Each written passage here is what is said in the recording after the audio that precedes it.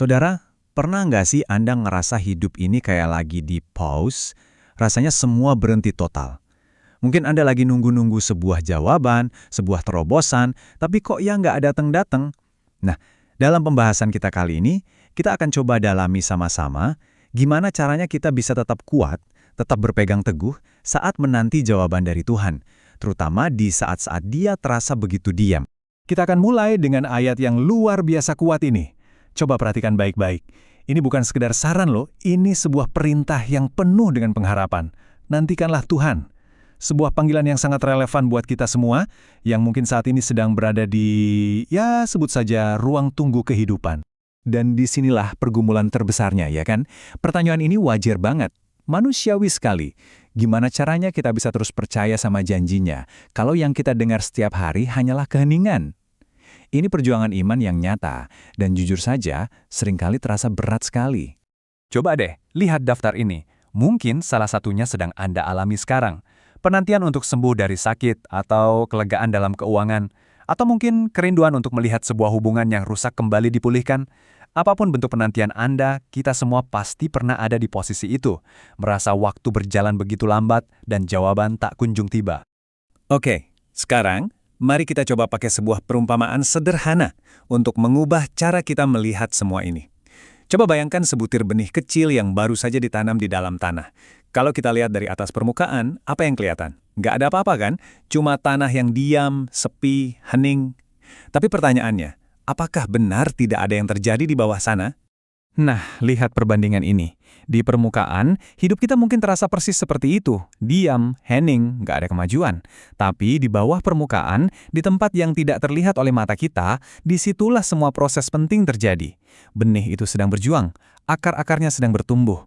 Sama seperti hidup kita, Tuhan sedang bekerja dalam diam, mempersiapkan sesuatu yang indah untuk muncul tepat pada waktunya. Inilah rahasia kekuatan Raja Daud.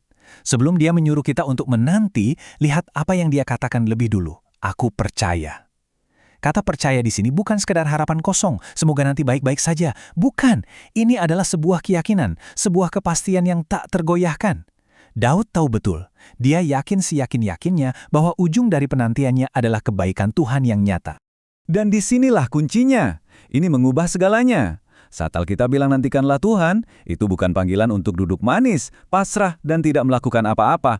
Justru sebaliknya. Kata aslinya, dalam bahasa Ibrani, itu artinya sangat aktif. Bayangkan Anda mengambil beberapa helai benang, lalu Anda pilin, Anda ikat menjadi satu tali yang kokoh. Itulah artinya menanti. Kita dipanggil untuk secara aktif mengikatkan hati kita, harapan kita, dan seluruh hidup kita kepada Tuhan.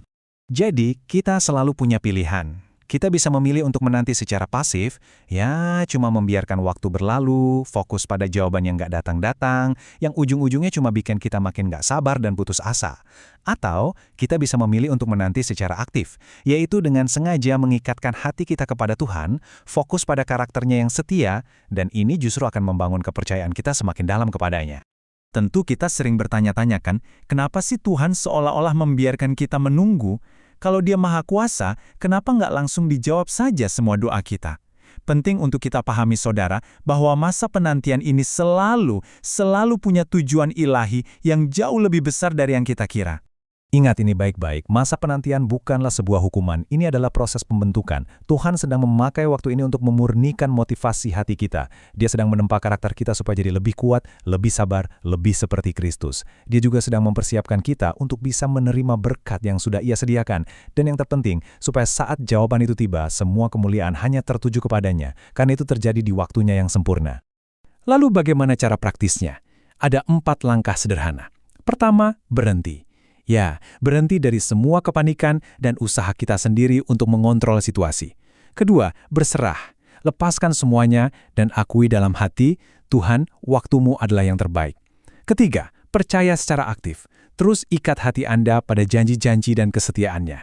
Dan yang keempat, terima. Izinkan damai sejahtera Tuhan yang melampaui segala akal itu masuk dan memulihkan jiwa Anda di tengah-tengah proses ini. Dan inilah jaminannya, sebuah janji yang bisa kita pegang erat-erat. Firman Tuhan memastikan bahwa setiap orang yang dengan aktif menaruh harapannya kepada Tuhan, yang memilih untuk menanti dengan caranya, tidak akan pernah, sekali lagi saya katakan, tidak akan pernah dipermalukan, atau dikecewakan. Sebagai penutup, saya ingin meninggalkan satu pemikiran ini untuk kita renungkan bersama.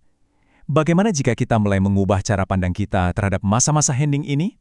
Bagaimana jika ini semua bukanlah sebuah penundaan dari Tuhan, melainkan sebuah masa persiapan yang kudus? Sebuah waktu di mana Tuhan sedang mempersiapkan kita untuk menerima sesuatu yang jauh lebih besar dan lebih mulia dari apa yang pernah kita doakan? Pikirkanlah itu. Amin.